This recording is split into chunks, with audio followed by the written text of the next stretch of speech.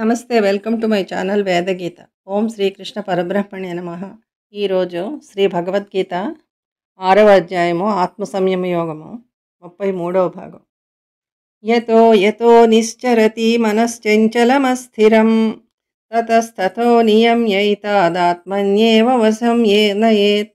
యతో యతో నిశ్చరతి మనశ్చంచలమస్థిరం తతస్తతో నియమ్యైతాదాత్మన్యేవ వశం నయేత్. చపల స్వభావము కలదియో నిలకడలేనిదియో అగు మనస్సు ఎచ్చటెచ్చట సంచరించునో అచ్చటి నుండి దానిని మరలించి ఆత్మయందే స్థాపితం చేయవలను, ఆత్మకు అధీనముగా ఉనర్పవలను. ప్రశాంత మనసంహేనం యోగినం సుఖముత్తమం ఉపైతి శాంతరజసం బ్రహ్మభూతమకల్మషం. ప్రశాంత చిత్తుడును రజోగుణ వికారములు లేనివాడును బ్రహ్మరూపమును పొందినవాడును దోషరహితుడును అగు ఈ ధ్యానయోగిని సర్వోత్తమమగు సుఖము పొందుచున్నది కదా. యుంజన్నేవం సదాత్మానం యోగి విగతకల్మషః సుఖేన బ్రహ్మ సంస్పర్శామత్యంతం సుఖమశ్నుతే. ఈ ప్రకారముగా మనస్సు ఎల్లప్పుడూ ఆత్మయందే నిలుపుచు దోషరహితుడగు యోగి బ్రహ్మానుభవరూపమైన పరమసుఖమును సులభముగా పొందుచున్నాడు. సర్వభూతస్థమాత్మానం సర్వభూతాని చాత్మని ఈక్షతే యోగయుక్తాత్మా సర్వత్ర సమదర్శనః. యోగంతో కూడుకున్న మనస్సు కలవాడు సమస్త చరాచర ప్రాణికోట్ల యందును సమదృష్టి కలవాడై తన్ను సర్వభూతములందు ఉన్నవానిగను సర్వభూతములను తనయందున్నవిగను చూచుచున్నాడు. యో మాం పశ్యతి సర్వత్ర సర్వం చ మయి పశ్యతి తస్యాహం న ప్రణశ్యామి సచ మే న ప్రణశ్యతి.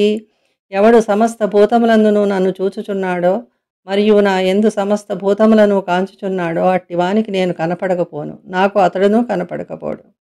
సర్వభూతస్థితం యో మాం భజత్యేకత్వమాస్థితః సర్వథా వర్తమానోపి సయోగి మయి వర్తతే. ఎవడు సమస్త భూతములందు నన్ను అభేద బుద్ధి కలిగి సేవించుచున్నాడో అట్టి యోగి ఏ విధముగా ప్రవర్తించుచున్నవాడైనను నాయందే ఉండువాడగుచున్నాడు.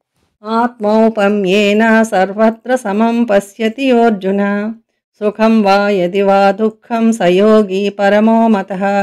ఓ అర్జున, సమస్త ప్రాణుల యందును సుఖమును గాని దుఃఖమును గాని తనతోడ పోల్చుకొనుచు తనవలే సమానముగా ఎవడు చూచునో అట్టి యోగి శ్రేష్ఠుడని తలంపబడుచున్నాడు. అర్జున ఉవాచ యోయం యోగస్త్వయా ప్రోక్తః సామ్యేన మధుసూదన ఏతస్యాహం న పశ్యామి చంచలత్వాస్థితం స్థిరాం. అర్జునుడు చెప్పెను, ఓ కృష్ణ, మనోనిశ్చలత్వం చే సిద్ధింపబడిన ఏ యోగమును నీవు ఉపదేశించితివో దాని యొక్క స్థిరమైన నిలకడను మనస్సు యొక్క చపలత్వం వలన నేను తెలుసుకొనచాలకున్నాను. చంచలం హి మనః కృష్ణ ప్రమాది బలవదృఢం తస్యాహం నిగ్రహం మన్యే వాయోరివ సుదుష్కరం. కృష్ణ, మనస్సు చంచలమైనదియో విక్షోభమును కలగజేయినదియో బలవంతమైనదియో దృఢమైనదియో కదా. కావున దానిని నిగ్రహించుట గాలిని అణిచిపెట్టుట వలె మిగుల కష్టసాధ్యమైనదని నేను తలంచుచున్నాను.